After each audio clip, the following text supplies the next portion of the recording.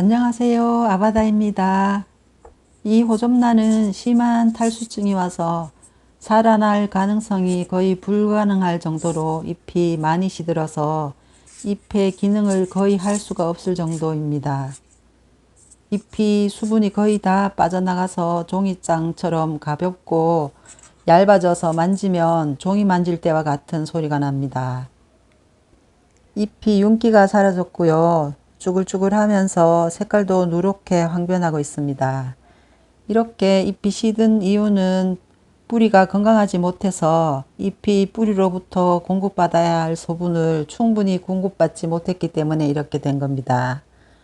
호접란이나 식물을 키우시다가 잎이 시들기 시작하면 식물의 뿌리가 썩기 시작한다고 이해하시면 됩니다. 그나마 제일 위쪽의 잎은 조금 덜 시든 상태입니다. 이제 호접란을 살리는 방법을 보여드리겠습니다. 우선 호접란 잎이 3분의 2 정도 들어갈 수 있는 유리그릇을 준비하고 실내 온도와 같은 온도의 물을 유리용기에 3분의 2 높이까지 부어줍니다. 그리고 호접란을 이렇게 거꾸로 잎이 3분의 2 정도 잠길 정도로 넣어줍니다. 이렇게 해서 잎이 펴질 때까지 기다리시면 됩니다. 잠긴 3분의 2 부분으로는 수분을 흡수하도록 하고요. 남은 윗부분의 3분의 1은 호흡을 하도록 해주는 겁니다. 이렇게 해준 날짜는 2월 6일 토요일입니다. 이제 얼마 만에 잎이 펴지는지 기다려 보기로 합니다. 식물이 잎으로 수분을 흡수하는 이유는 식물의 잎 뒷면에 기공이 있기 때문입니다. 1평방센티미터당 약 3만 개의 기공이 있어서 이 일이 가능한 겁니다. 담가 놓은 지가 지금 10하루째입니다. 건져서 잎 상태를 한번 볼게요. 거의 변한 게 없습니다. 보시면 열흘 동안 담가 놨는데 잎이 하나도 펴지지 않고 그대로 있거든요.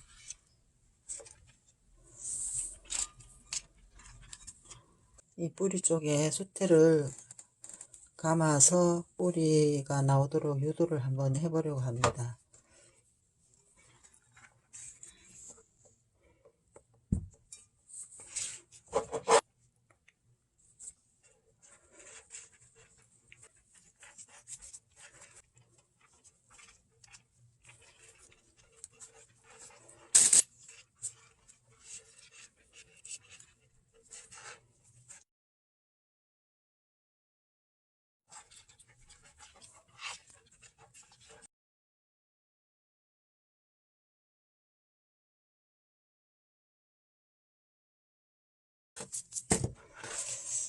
너무 세게 안 하고요. 약간 느슨하게 했습니다.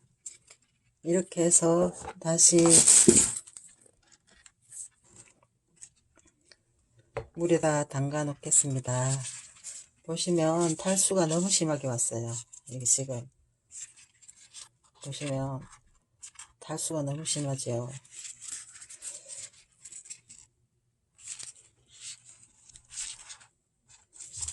현재 잎은 6장입니다. 6장. 다시 담가 놓겠습니다. 이렇게 해서 양쪽으로 살릴 수 있을지 보겠습니다. 오늘은 2월 17일 수요일 오후 2시 40분입니다. 호접란을 물에 넣어둔 지가 벌써 77일이 지났습니다. 2월 6일 날 시작했는데 오늘이 벌써 4월 24일이네요. 100%는 아니지만 많이 회복이 돼서 뿌리를 내리는 방법으로 오늘 심어 보려고 합니다.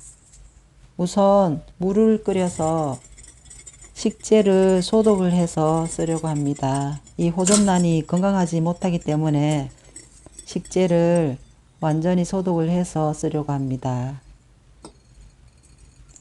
난석을 끓는 물을 부어서 소독을 해줍니다.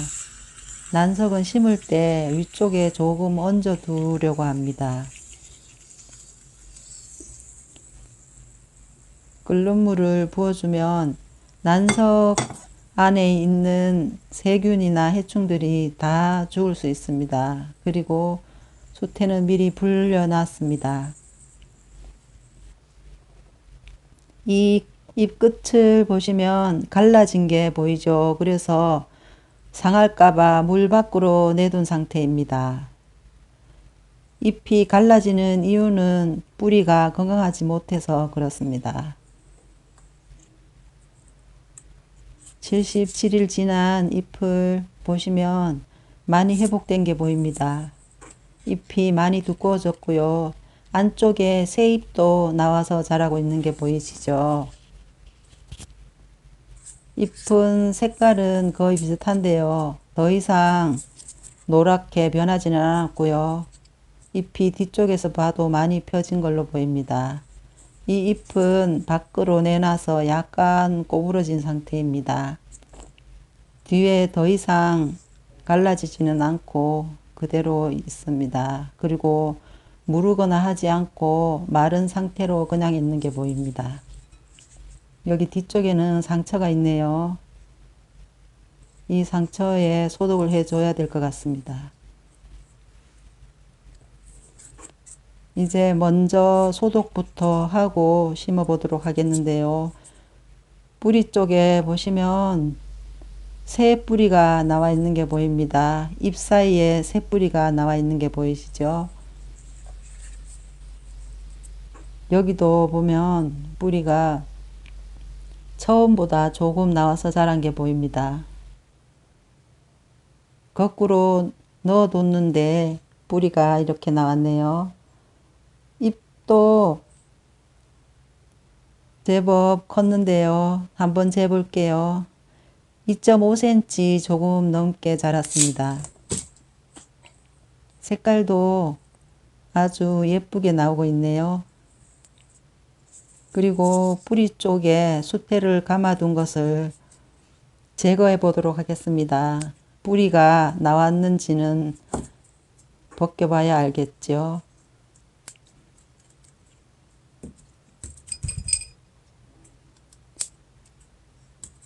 수태를 많이 두껍게 감싸주면 뿌리 부분이 썩을 수가 있어서 아주 조금만 감아서 뒀습니다. 뿌리 쪽에는 새로운 뿌리가 나오지는 않고 있네요. 마른 부분에 곰팡이가 약간 낀 게 보이는데요. 이것을 모두 제거를 해야 합니다. 제거를 하지 않으면 또 세균이 침투할 수가 있기 때문에 완전히 제거를 해주면 좋습니다.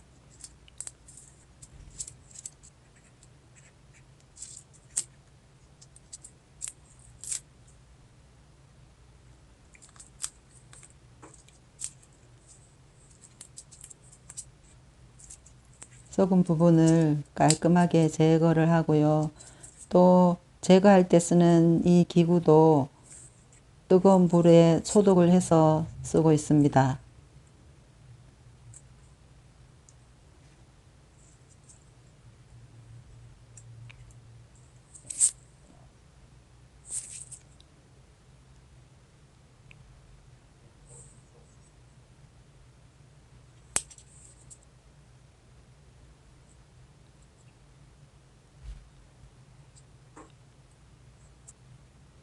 이 칼도 미리 불에 구워서 소독을 했습니다. 예리한 칼로 이렇게 잘라내면 자른 부분이 깔끔해서 회복되는 기간도 짧아집니다. 썩은 뿌리가 없어질 때까지 잘라내 줍니다. 이제 다 잘랐는데요. 나머지 썩은 뿌리도 가위를 사용해서 잘라내 줍니다.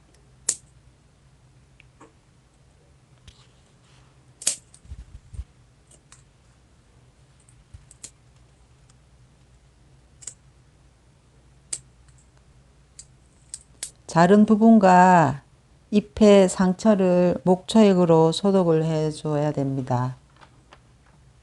참나무 목초액으로 할 건데요. 이 참나무 목초액은 참나무를 태워서 발생한 연기를 액화시킨 것을 2년 동안 숙성한 것인데요. 해충 퇴치나 살균 작용 등에 좋습니다. 이 참나무 목초액이 없으신 분들은 계피가루나 과산화수소수로 해도 됩니다.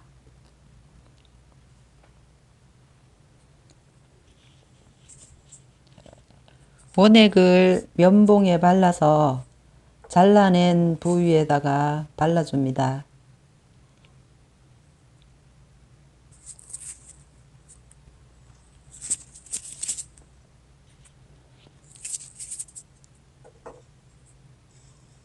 이 참나무 목초액이 살균 작용이 강해서 잎에 무름병이 왔을 때 사용해도 효과를 볼 수 있습니다.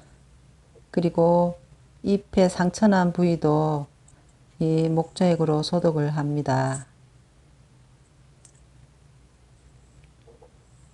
여기는 조금 무르기 시작했는데요. 이렇게 발라두면 더 이상 번지지 않고 나을 수 있습니다.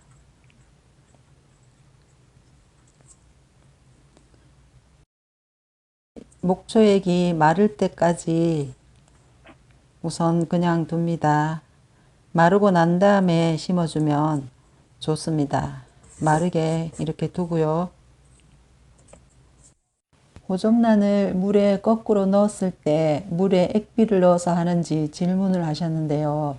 저는 하이포넥스와 메네델을 번갈아 희석해서 사용했습니다. 메네델은 뿌리 활력제라서 뿌리가 나올 수 있게 하려고 샀고요. 여기 보시면 뿌리 활력제라도 옆면 살포를 할 수 있다고 썼습니다. 그래서 이 메네델도 사용했고요. 또 하이포넥스는 잎의 영양분이 흡수돼서 빨리 회복되는 데 도움이 되라고 사용했습니다.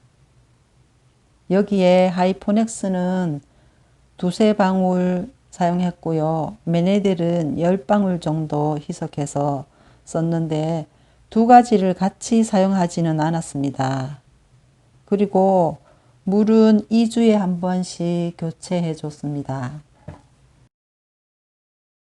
이제 심어 보겠습니다. 저는 이 유리 용기를 사용할 건데요. 직경이 12cm고 높이가 30cm 유리 용기입니다. 이 유리 용기가 없으시면 페트병에 하셔도 됩니다. 아래쪽에 수태를 촉촉한 상태에서 5cm 정도 깔아줍니다. 이렇게 깔아주면 병 속에 습도를 유지시키는데 좋습니다. 그리고 고르게 펴서 살짝 눌러준 다음에 난석을 한 줄 깔아줍니다. 이 난석은 호접란이 젖은 수태에 직접 닿지 않게 하고 난석이 약간 젖어 있어서 또 수분 공급도 할 수 있습니다. 이렇게 한 줄로 위쪽에 깔아주고요. 다 깐 모습인데요. 이렇게 됩니다. 난석이 위쪽에 한 줄로만 깔아져 있죠. 그리고 호접란을 넣어줍니다.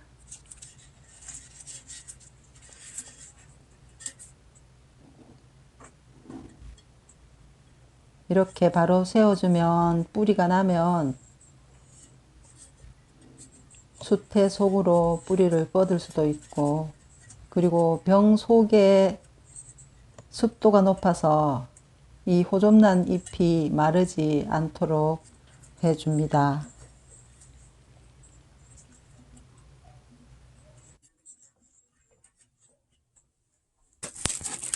마지막으로 투명한 랩으로 입구를 막아줍니다. 이렇게 막아주면 병 속에 습도가 유지가 되므로 호접란 잎이 더 이상 마르지 않도록 해줍니다.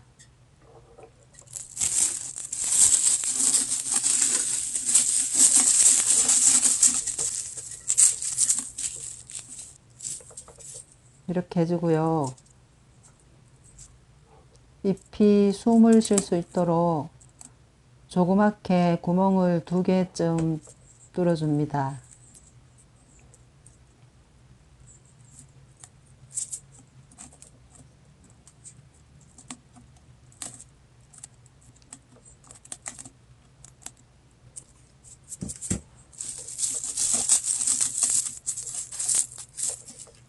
이제 모두 다 끝났는데요. 이제 관리하는 방법 알려드립니다.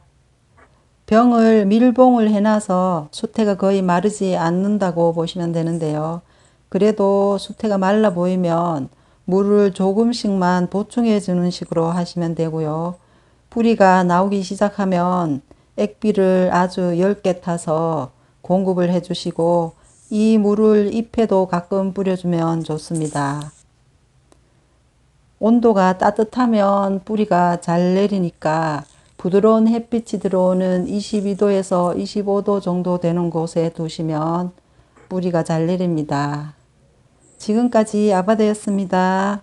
모든 분들 감사합니다.